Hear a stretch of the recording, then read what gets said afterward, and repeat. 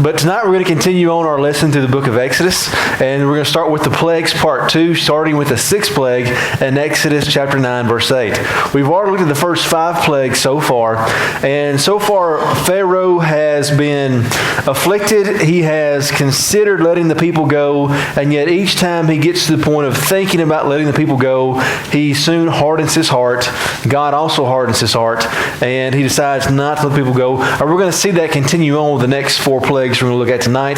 And then next week when we continue on, we'll look at the 10th and final plague, of course, which is the death of the firstborn and the institution of the Passover. And next is chapters 10 through chapters 11 and 12. And so, but tonight we're going to pick back up with Exodus chapter 9. And let's go ahead and let's read verses 8 through 12 and see the 6th plague, which is the bulls.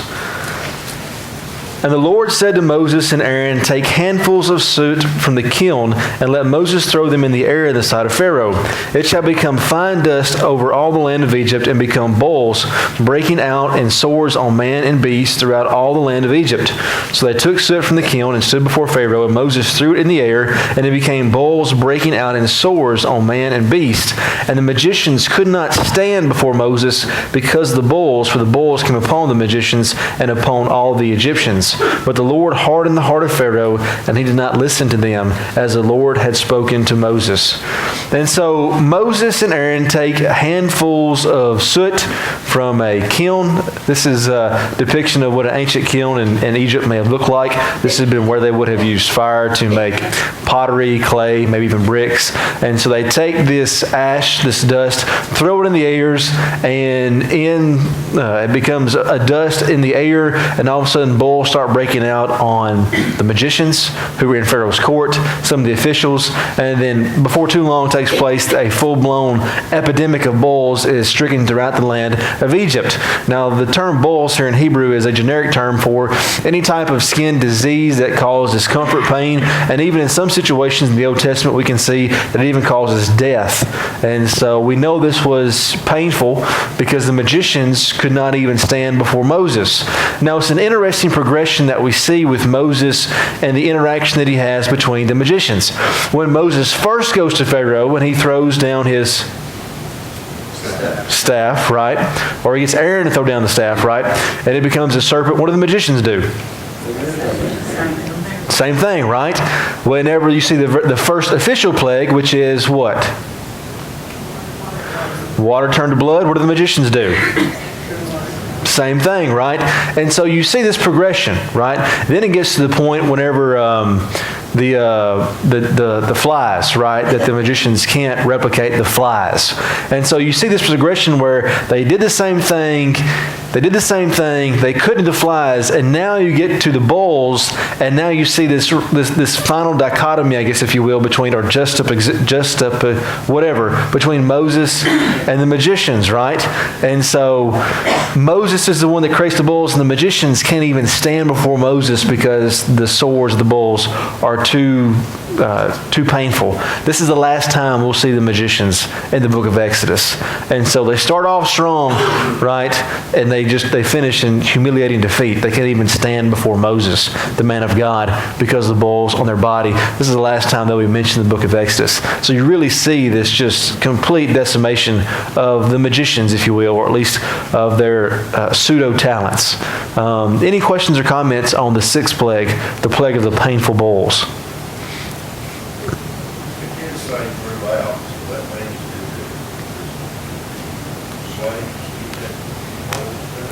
I would say so. Yeah, I would think that the Egyptians, the slaves, would get it too. Great comment by Corley 2 weeks ago in our class about some of the previous plagues, like the maggots, the frogs, and how dirty that would have been. Bowls were one of the things that rendered someone unclean under the Mosaical law. The Egyptians themselves were very astute on cleanliness and dirtiness, and so this would not only have been painful, but also in their idea of cleanliness next to righteousness would have also been a humiliating and kind of embarrassing thing to have these bowls on your skin, right? Nobody likes to have a blemish, right? Like I'm the same way. So, imagine being covered in bowls, right? Pus. them on their feet as well. Yeah, on their feet, right? They couldn't stand. That'd be kind of tough, right? You know, it's like when I was in high school, I would get the paper out, and you see Eddie George out for turf toe. I'm like, turf toe? Man's making $10 million a year. Like, wrap it up and let's go, man. Like, it's turf toe? I got turf toe when I was in high school playing football. Like, it's painful. I didn't miss any games, though, but I wasn't making $10 million either. So the investment of Joe Burns High School in my physical body was not as much as the Titans for Eddie George. So it wasn't as, you know. Anyways, so yeah, if it's on your feet, it's kind of hard, right? It hurts. And that may have been why they couldn't stand before Moses, or probably just covered in general, but good point. Does Pharaoh get the wolves as well? That didn't specifically say, does it? It doesn't say that he did. He's able to stand before Moses and call him, and that's something that I've thought about a lot this week. Because some of the plagues, especially like with the frogs, or what we're going to see with like the locusts, you know, he says, you know, they're going to be in your house, like Pharaoh's house. But as far as like the bulls, we're not told whether or not it came to Pharaoh or not. So it's a great question. I don't know. You know, I don't know. Is that part of the reason why his heart is so quickly hardened? You know, everybody else has got bulls, but I don't. You know, and so, you know, I don't know. You know, really, it's hard to say. It's a great question. I thought about it too. I just don't know the answer. It's a good question, though. Do you think he considered himself to be kind of like a god, and if he didn't get bulls? Everybody else has got bulls and I don't. Yeah. First of all, I don't know if he did or didn't, but if he didn't, that probably would not do well for someone who already thinks he's God in the flesh, right? That he's better than other men. And the Bible's going to tell us that, you know, he has exalted himself. And so we do know that Pharaoh is a prideful, arrogant individual. And so if that would be the case, that may be why God hardened Pharaoh's heart. He's already prideful and arrogant and thinks he's better than everybody else. Maybe he's not getting afflicted with the bulls. And maybe that's kind of reinforcing that, you know, that idea. He also has better medical care too. You know, he's like the highest, so he's being taken care of. When he does have the boil, he's got whatever salves they have or whatever. You know, Yeah. He's being taken care of really well. Yeah, he's definitely got the best. But the guys that are with Pharaoh here too are probably going to be officials too in that upper echelon of Egyptian aristocracy, I guess you would say. So, but no, if he is getting the bulls, he's definitely got the best medical care money can buy in the ancient world, which, interestingly enough, in Egypt was actually pretty good. So, not performed surgery. Yeah. Like on mummies and stuff, like they could see where, like they were performed surgery, like while that person was alive, like, and did like all kind of crazy stuff. Yeah, like the documentaries you see in high school, where like they knew if you had a head injury to like take apart part of your skull to let your brain expand. Yeah. Like, I mean, like. How'd they figure that out? It's incredible, right? Experiment. I wonder what kind of pain medicine. Yeah, what kind of anesthesiologists were back then, right? You know, was that a 6-year degree program, or what was that back then? They had to probably fix the other side of the head where they hit him with the belly club. Yeah. You just wonder if they took a stick and like touched the brain. It's like if we touch here, his arm twitches. You know, if we touch here, his leg moves. I don't know. It says in verse 11 that they broke out on all the magicians and all the people. So yeah. Pharaoh was one of the people. He was. He was a lion just like. He was, yeah, and so he could have been. He I don't know. You know, is the all mean every individual Egyptian person throughout the entire nation? Is it hyperbolic for a large number? I don't know. It's great. It says in all Egyptians. Yeah. He was an Egyptian too. He was. So good point, Miss Charlotte. All right, good. Let's go ahead. Let's go on to number 7, the hail and the thunder. If you see here, a large portion of chapter 9 is actually given towards the hail and the thunder, and that's because it's going to be one of the more severe.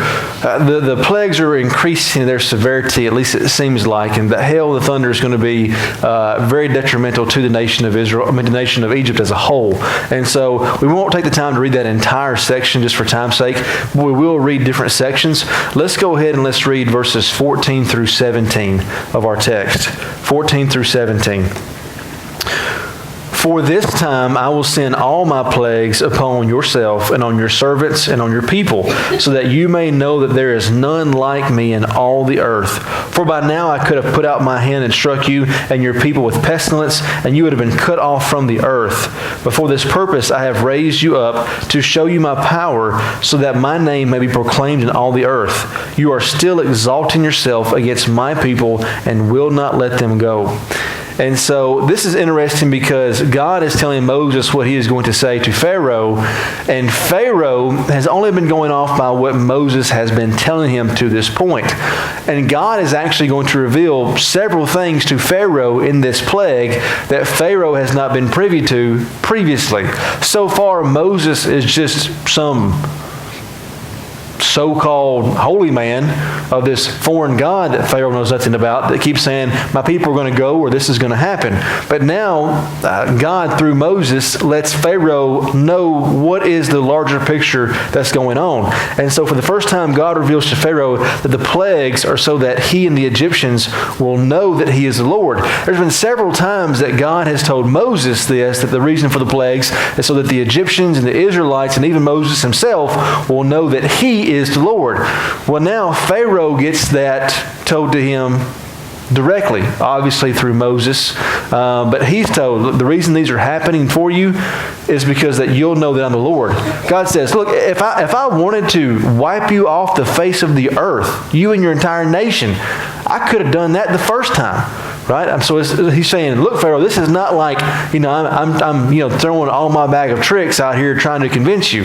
He's like, I'm doing this so you'll know that I have the authority and power over the earth, over the animals, over the insects, over the physical body. I want you to know that I am the Lord, right? And so it tells him that if he wanted to kill them, he could have simply killed the entire nation of Egypt at any moment. It is to show the world the absolute power of God. And that word of God's power did spread throughout the ancient Near Eastern world. And so Egypt was the most powerful, wealthiest civilization at this time in human history. And whatever happened in Egypt would have been known throughout the world. It would have traveled up to the Hittite Empire, through the land of Canaan. It would have been made known over into the Mesopotamian regions of Sumeria and Babylon and the kind of future Assyrian Empire. And so these things were told to the nations around them. We're told that in Genesis 18:1, Joshua 2:10, Joshua 9:9, 1 Samuel 4:8, and even today, right, 3,500 years later, people are still talking about the 10 plagues. Now you may get on the History Channel and it's some, atheistic scholar talking about red algae, or how this stuff was just natural phenomena that got passed down by word of mouth, and that, 1,000 years later the Israelites wrote it down and said, oh, it was God's 10 plagues. Either way, people were still talking about it 3,500 years later, right? We're sitting here talking about it and talking about God's majestic power. And so the purpose of the 10 plagues is still being accomplished, and that it shows man the awesome power of God. Pharaoh is then told by Moses that hail and thunder, or fire, the fire is the thunder, the lightning, is going to rain down upon man and beast and cattle. And Moses gives them a warning, right? He says, look, if you will take your livestock and your slaves and you'll get them under cover, they're going to be okay. But if they're going to be outside of shelter, they're going to die.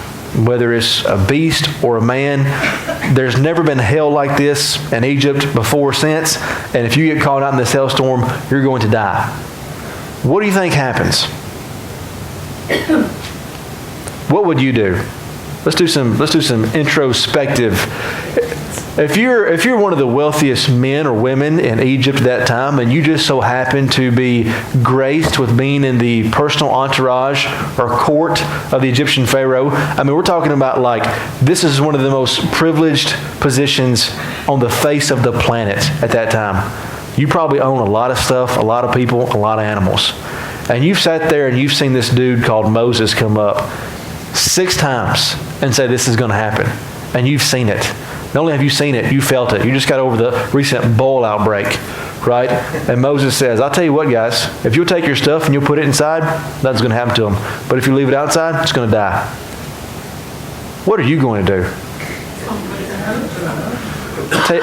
I'm a very frugal and cheap person, right?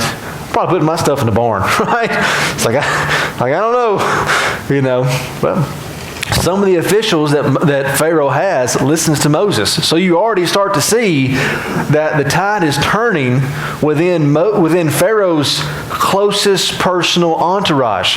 Some of them go and they say, get stuff in the barn, right? Some of them don't, right? Some of them go and they probably make their sacrifices to their gods, those gods wherever they are, and they take their chances. The hail comes and everything takes place. The hail destroyed all that was in the land of Egypt, but did not afflict the land of Goshen, verse 26. And so the gods were useless. The Egyptian god Nut, the sky god, Isis, the goddess of life, or Seth, the god of protection over the crops. Neither one of them could stop what Yahweh was going to do when it came to those. And so let's read verses 27 through 35, and let's look at Pharaoh's reaction. Verses 27 to 35. And so the hails come down, it's killed man and beast that have been outside.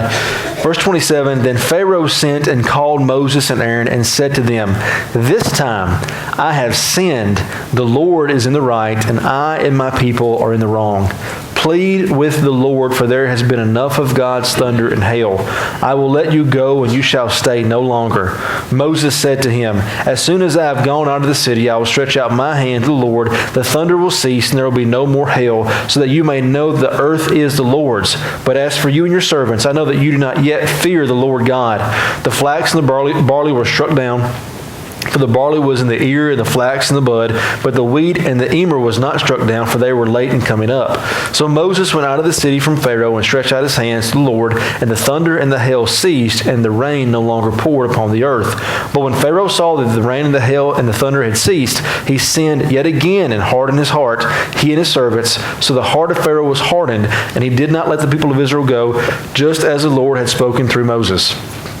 And so this must have been the most severe plague up until this point, because you really see a reaction from Pharaoh that we have not seen in the previous 6 plagues.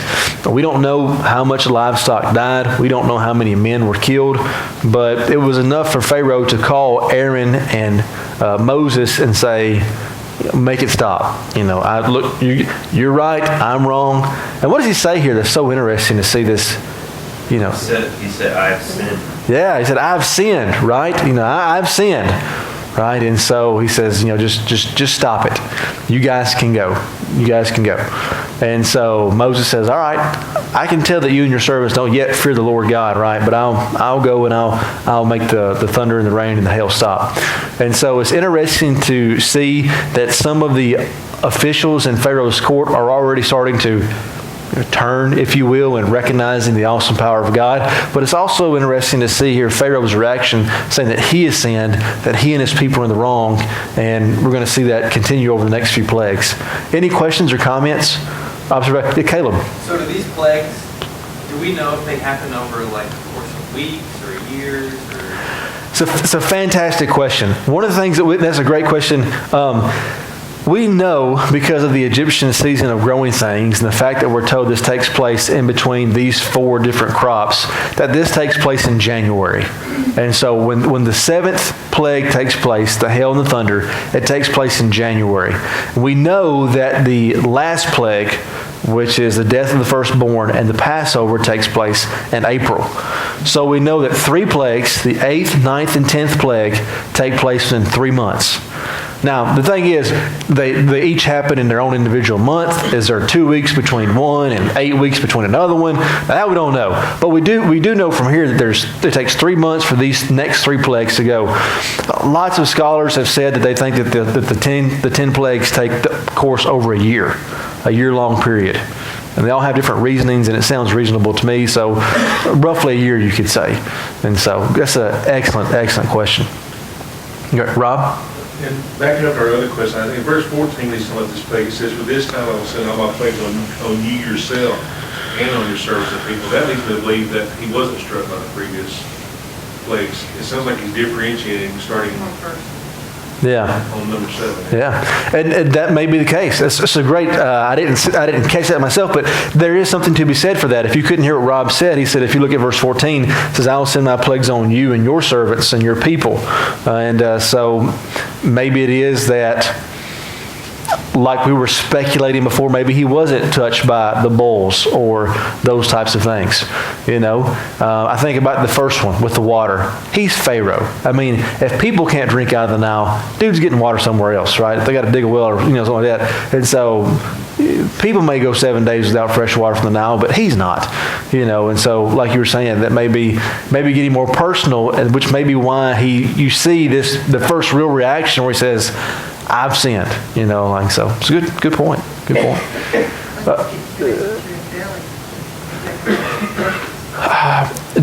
Excellent point. Excellent point.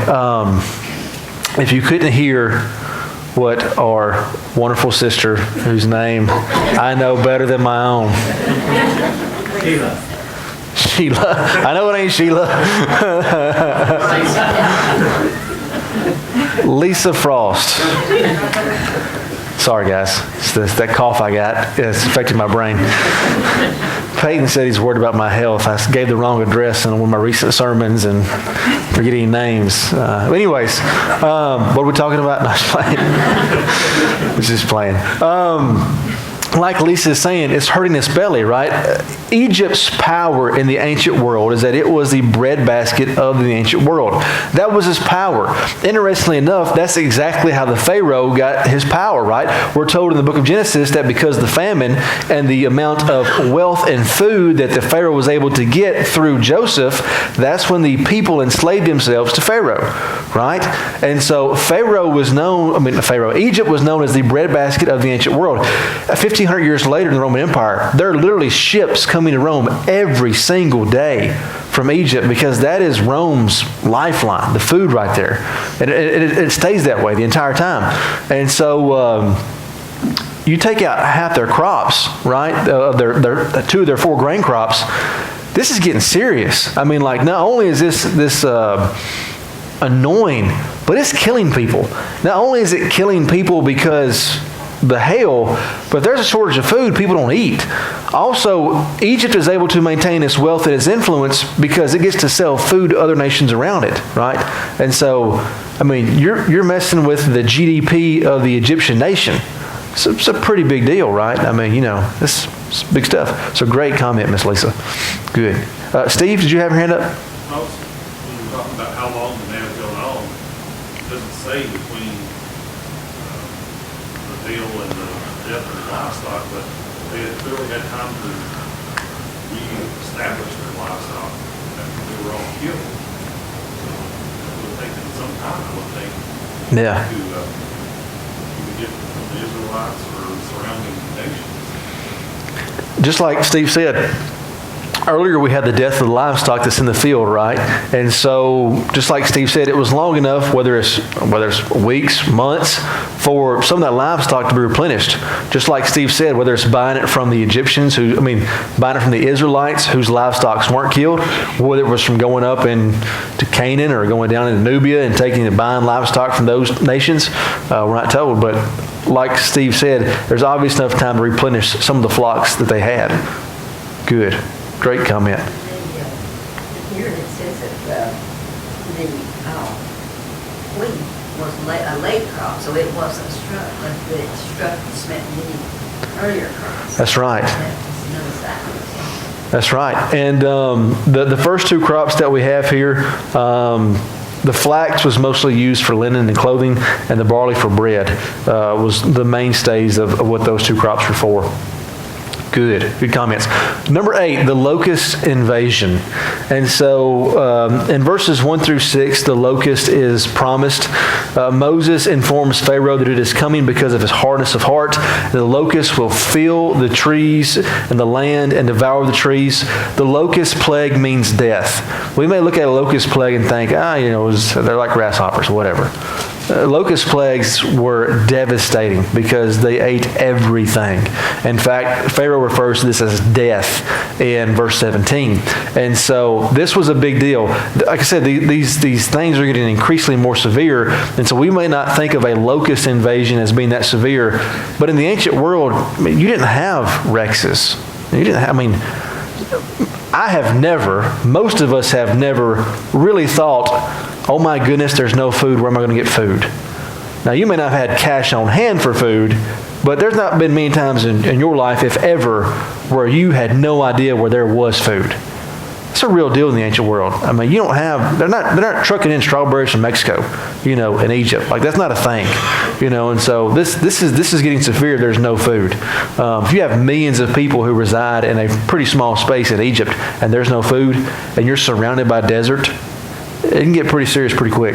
And so it's absolutely devastating. Pharaoh seeks negotiations with Moses. Let's look at verses 7 through 11. Yes. A few weeks ago in Africa, there's a plague going on right now in locusts, and it was estimated they were eating 1.8 million tons of vegetation a day. If you couldn't hear John Wilson, he said there's actually a locust invasion right now in Africa, and they're eating 1.8 million tons of food a day. And so, I mean, that's a lot of these bad boys, right? They're big too. They're like. Yeah, you can't tell by the size, but John's right. They're pretty good size. And so 1.8 million tons of food a day, right? I mean, that's incredible. And that's just a natural locust invasion. We're talking about a biblical, epic, God-sent locust invasion, right? I mean, so this is a serious deal. And so this is how serious it is. This is the first time that Pharaoh is going to seek negotiations with Moses. So we just kind of pass over the locust plague. At least I did growing up. Yeah, it's a locust. Well, whatever. Locust, this is a big deal. And so let's look at verses 7 through 11 of chapter 10. Then Pharaoh's servants said to him, "How long shall this man be a snare to us? Let the men go that they may serve their Lord their God. Do you not understand that Egypt is ruined?" So Moses and Aaron were brought back to Pharaoh, and he said to them, "Go and serve the Lord your God, but which ones are to go?" And Moses said, "We will go with our young and our old. We will go with our sons and our daughters, with our flocks and herds, for we must hold a feast to the Lord." But he said to them, "The Lord be with you if I ever let you and your little ones go. Look, you have some evil purpose in mind. No, go the men among you and serve the Lord, for that is what you are asking." And they were driven out of the Pharaoh's presence. And so even Pharaoh's inner circle is starting to turn on him and is like, "Look, dude, don't you understand that they're going to ruin the nation? Like, this is more than a personal vendetta. We're the most wealthy, powerful civilization on the earth, and we're going to lose it if we don't have any food to feed these people. Like, they may serve us now, but if you take away food out of a nation, guess what you get? Revolution. And guess normally who's the first people to die when there's no food? The rich people, right? I mean, that's just how it happens. And so the rich people look at Pharaoh and say, "You need to quit. Like, this is past the point of no return, getting close to it." And so Pharaoh says, "Look, Moses, take the men, go. By the way, who's all going?" Moses says, "Well, everybody's going." Then only men do religious practices in Egypt. And you can take the men. If you want to make sacrifices to your God, you just need the men. You don't need the women or the kids. Moses says, "No, we're all going." And so Pharaoh's like, "No, I'm not doing that." And so we can see here that there's great severity that takes place. The locusts continue on. So the locusts are still going on. Verses 14 through 15 say there's nothing been like it before or since. And Pharaoh finally breaks yet again. Let's look at verses 16 and 17 of our text. Chapter 10, 16 and 17. Then Pharaoh hastily called Moses and Aaron and said, "I have sinned against the Lord your God and against you. Now therefore forgive my sin, please, only this once, and plead with the Lord your God, only to remove this death from me." So went out from Pharaoh, and he pleaded with the Lord, and the Lord turned the wind to a very strong west wind, which lifted the locusts. Not a single locust was left in all the country of Egypt. And so we can see here that the locusts continue to eat the food, and then Pharaoh finally breaks. And he says, "Look, Moses, I'm sorry. I was brash, hasty last time. I've sinned against God, and I've sinned against you," because Pharaoh disrespected Moses and Aaron when he drove them before his presence. And he says, "Look, I'm sorry. You can go. You can take them and go." Is that what happens? No. Because there's two different types of sorrows. 2 Corinthians 7, 9 through 10 says there is a worldly sorrow, which is a "I'm sorry I got caught," or an "I'm sorry I'm being punished." Right? So Pharaoh looks at God and says, "I'm sorry, I've sinned. Forgive me." But he's really just kind of sorry that bad stuff's happening to him. He's not having a godly sorrow, verse 10 of that text, that leads to repentance, to a change, which leads us to the ninth and final, not the last one, yes, Brother Mitchell. Why do you think this plan was given by God? It's always kind of struck me as odd because the reality was God was taking them away from Egypt to the land of promise. Yeah. It's already been said. And even in chapter 3, and when he first comes to Moses, he said, I'm going to deliver them out of the hand of the Egyptians. But then a few verses later, he says, go and tell him we're going to go 3 days journey and sacrifice. But it's always seemed kind of strange to me that, like he said, you've got some mischievous plan. And well, the reality was they weren't going to come back and be slaves. They were going to be set free. I just always have wondered what the purpose of that is. Why not just, have them go in there and say, look, my God has said we're leaving. Yeah. Period. And then the 10 plagues to force the hand of Pharaoh to show him we're leaving. Yeah. Rather than the idea of we're going to sacrifice 3 days away when they were really not. I mean, they were really going for good. So what's your thought on that?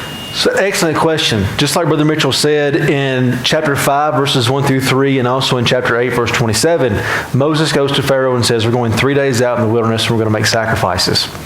And then, even then, Pharaoh's like, no, you're not going. And Brother Mitchell asked, why didn't Moses just say in the first place, we're leaving, we're taking our stuff, and we ain't coming back?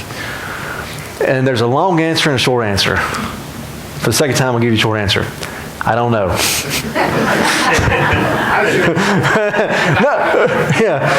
That's a great question. It's kind of one of those, like, God in His infinite wisdom. God may have known that He was never going to let them go of their own free will, but He was never going to let them go 3 days journey out in the wilderness to sacrifice. God may have known that if He'd have revealed the plan of them going and not coming back, that maybe there would have been some sort of military action to... we could speculate all night, but the end of the day is, I don't know. And that's one of those, God in His infinite wisdom knew Pharaoh's heart. That may have been part of the hardening process. I'm not sure. It's an excellent question. Unfortunately, not all excellent questions have excellent answers. So, it also could be that you're praying Moses to be the leader in the sight of all His people. They can see how his relationship is so close to God. Maybe so. That could be a factor of it, right? Do you think some of these people, the Israelites, didn't really know God either, so He's showing them that He is their God?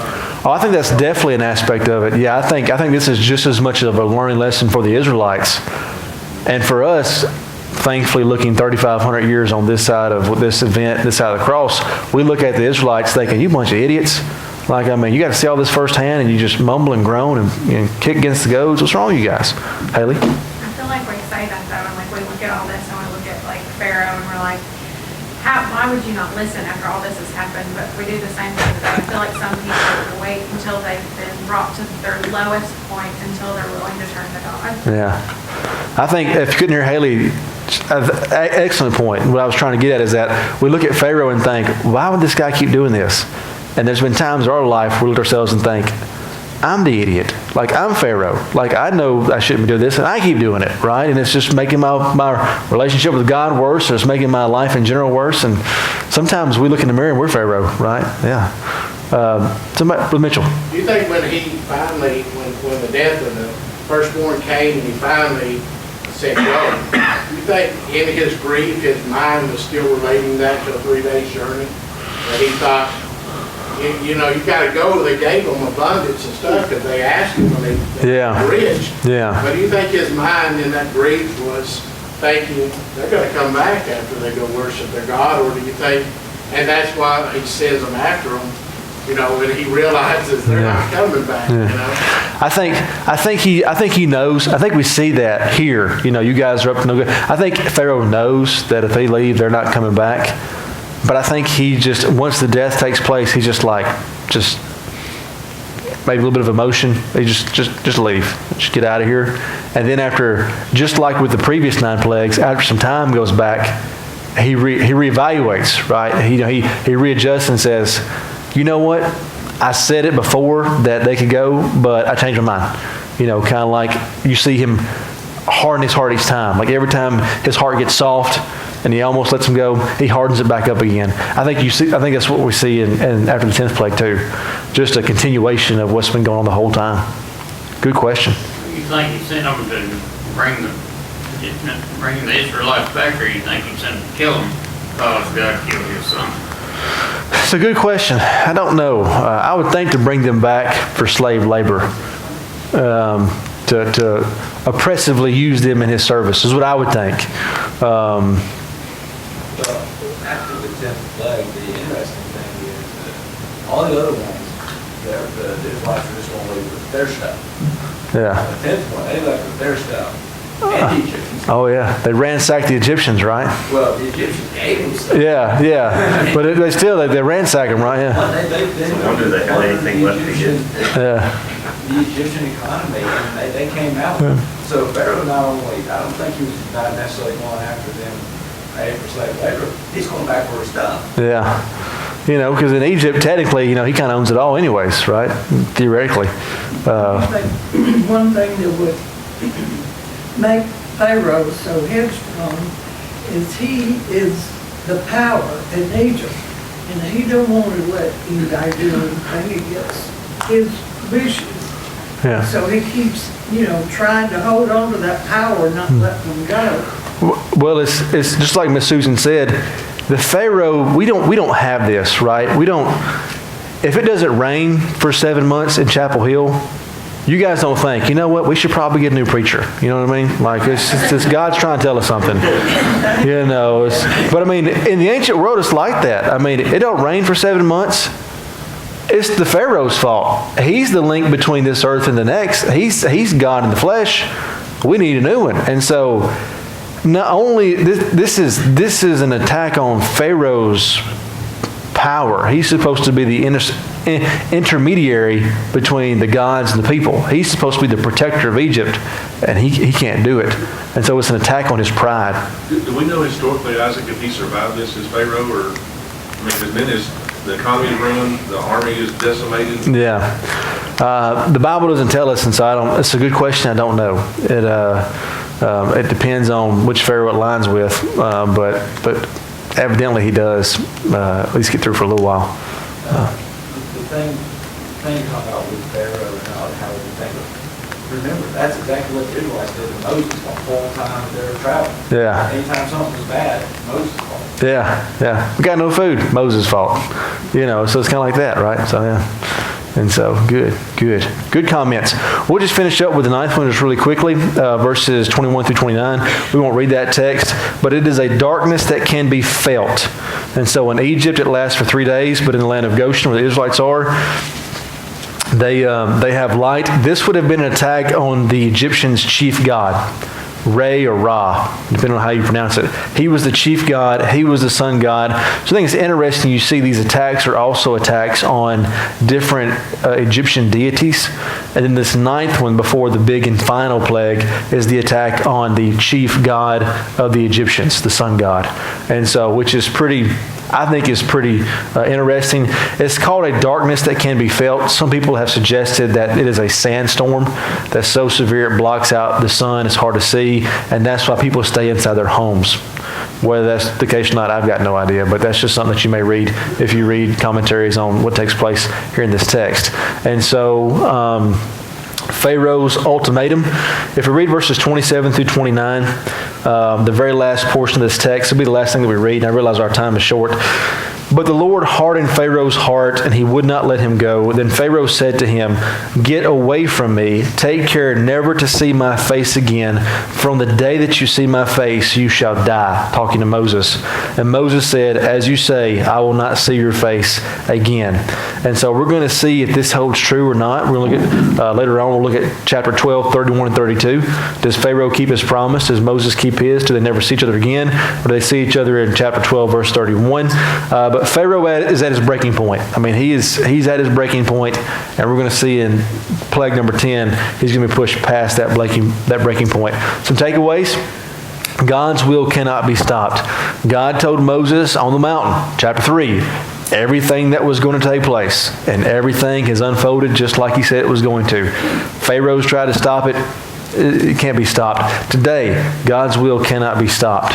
Number two, God can and will turn up the heat in our lives. Sometimes, like Haley was talking about before, sometimes if we feel like nothing's going right in our life, maybe God's trying to tell us something, right? Maybe He's trying to turn up the heat a little bit in our lives and get us refocused and reacclimated as to what's most important in our lives. Number three, patience with God's plan. Israelites had to sit there for maybe close to a year waiting. Moses comes in and says, "Hey guys, we're leaving." And they don't. In fact, they're pressed even harder in the beginning and have to wait probably a year before they even get to leave, right? And even then they get to go to the wilderness. So be patient with God's plan. And fourth, courageously follow God. And so here you have Moses being told by the most powerful, wealthiest man on the face of the earth, "If I ever see your face again, I will slit your throat where you stand." That's pretty big for the most powerful man. And Moses is about to unleash number 10. That's, we don't have an excuse to be, not to be courageous following God today when men like Moses or Paul or others have given us a wonderful example to follow. We're a few minutes overboard. I appreciate your patience and your kindness. I'll try to give that back to you Sunday morning for the sermon. And so thank you so much for your attendance, your comments and questions. Let's go ahead and let's close the prayer. Dear Heavenly Father, we're so thankful for this day and for all the many blessings you've given us. We're so thankful for the example that we have here in your word of being courageous and being patient with your plan. Dear Heavenly Father, we realize that in our own lives there are all types of struggles that we are dealing with. Please help us, dear Heavenly Father, to be courageous as we strive to follow you in the face of a world that is dark with sin, that is oftentimes antagonistic towards ourselves as we're striving to live a righteous and holy life. Dear Heavenly Father, please give us patience and perseverance with your plan, being true to you so that one day we may reach the promised land, just like the children of Israel. Please watch over us and bless us, and we're so thankful for your Son. In his name we pray. Amen.